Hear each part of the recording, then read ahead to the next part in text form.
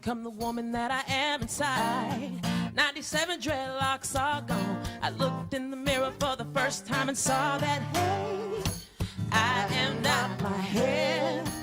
I am not this skin. I am not your expectations. No, no.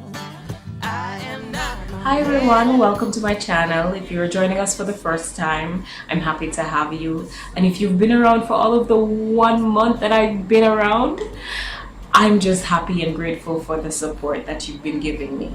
I want to talk about something that is near and dear to my heart, and I think some of you too, and it's perception. How we're perceived by the world with this gorgeous natural hair, and how we think the world perceives us. Be a part of our discussion. Send your comments, your questions, your videos, whatever it is, to my social media page, or you can like, comment, and share on the video. So we'll start with you guys telling us how you perceive women with natural hair, and how some of your friends, maybe not necessarily you, but how some of your friends perceive women with natural hair.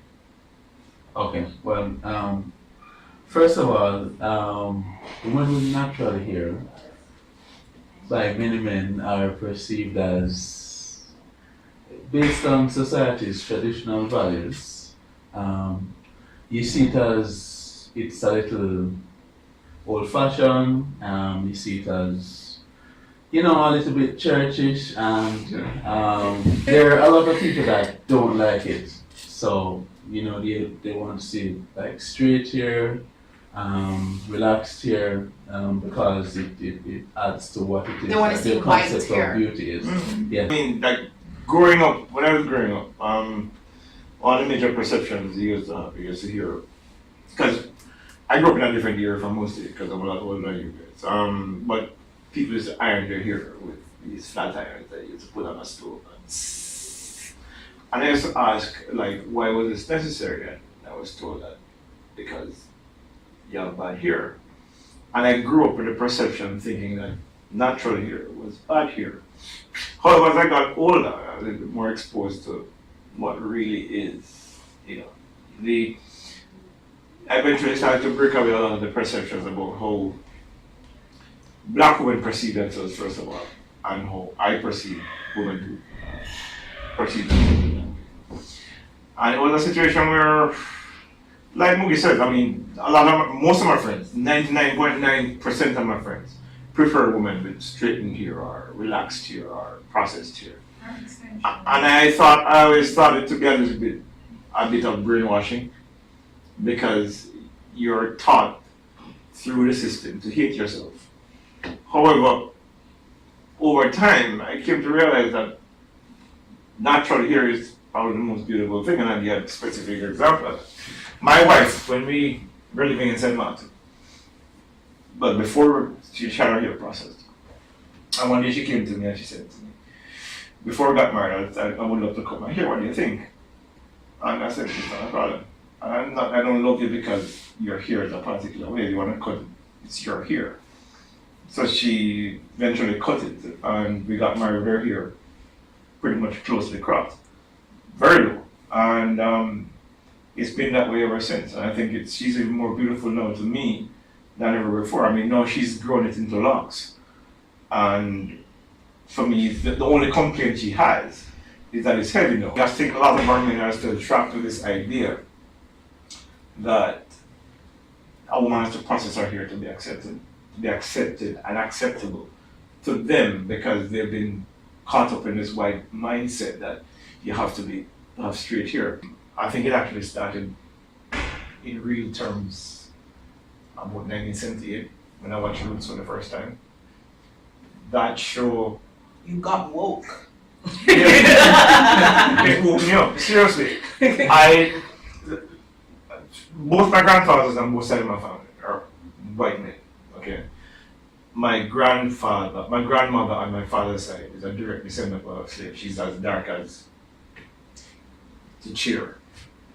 My grandmother on my mother's side is part Indian, part white, part Negro.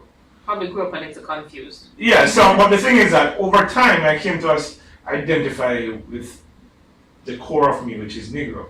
And I've never been apologetic about it, I've never been ashamed of it. And a lot of things that have been enforced upon us over the generations through slavery, through socialization, through marginalization, I've begun now to resist and question and strip away. And when you do that, the world looks a completely different place to you.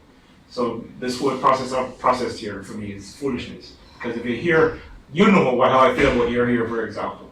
It's what I genuinely feel, that your natural hair is your most beautiful form.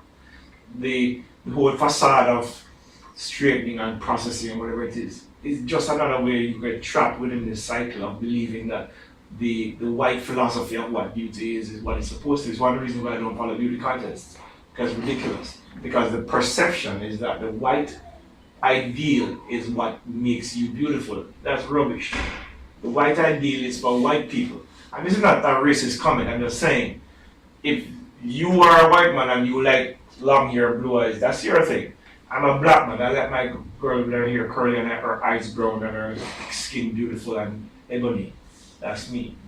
You know? Alright. I know for a lot of us it's a transition that's probably been like 10 years or less.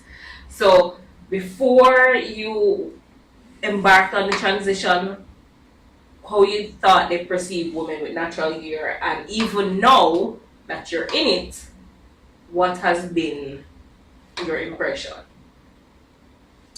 I'm seeing a lot of eyes on Insta, I guess. No, anyone can do it actually. As you rightfully said, it's been less than a decade of transition, if you want to call it that. I'm going to come across pompous on the internet, but that is like, I never had a difference in attention, if you want to call it that, from the other sex, regardless. And the issue with that possibly could be an issue with me wherein I didn't want the attention, so it wouldn't matter to me. I don't know if it's my hair, if it's my face, I don't know what the attention is, but some stuff I would just see and dismiss because it's just not important. Here, clearly the nature of the commentary has changed. So we live in Jamaica, so instead of the browning is Empress and whatever, we come to expect it, because once you're natural, you must be some Rastafarian connection. Yeah, you're king that take care of you, can blend juice with you. that sort of discourse is what you'll be met upon with on the streets. But it's a form of self-expression, but just basic terminology, like just listen to the two of them a while ago. If it was just a general discussion, Crazy said, "You're relaxed here," and that's like a word that upsets me on the internet. When somebody goes relaxed, I'm like, my hair was dangry. It does not mean to relax. So that's what made me go process. I'm like, exactly. It was a process. It was cream was applied, but it's not that my hair was angry. It was just that I had hair. I have like terrible chronic migraines, and when I was younger, my mother just did something to stop the migraines. As I got older, okay, I don't need to do this anymore. What am I doing this for? I have one friend, oh gosh, kill him dead. There's nothing that can go right with my hair. If I don't see him 6 months, 6 years, it don't matter. You're not doing something with your hair. I am always in my head going, what you need to do with your hair? That's what comes out. His hair is like a looser wave pattern, but he's still a black person. But he, like Leighton would say, would be in this minority of brainwash, and he consistently dates the girls with the men don't know about typecast, the hair type, but the ones and the twos and the threes, and in his mind he's But do we believe he's dating up? Do you believe he believes he's dating up by that type of? I don't think it's a matter of. Well, I can't speak. But he explain to the men what we mean by ones and twos. Okay, so hair curl pattern. Loose curl. So one is Caucasian. Yeah, basically like a redheaded curly hair, and then 2 is like a Latina. Yeah, like 3 is Chelsea. 3 is like a Chelsea, and I'm like a 4. Where when water touches it, it goes from that length to this length. It just goes. But I can't speak for him, but he kind of reinforces the stereotype we're in. If you don't have this loose wave pattern, or you don't go on flat iron and You hear can't wear a rose. Yeah, you can't be beside It's me. not groomed. I'm not groomed, and I haven't really had that stigma here in this office. And even if there is, You know the first time I saw you when I said to you? no,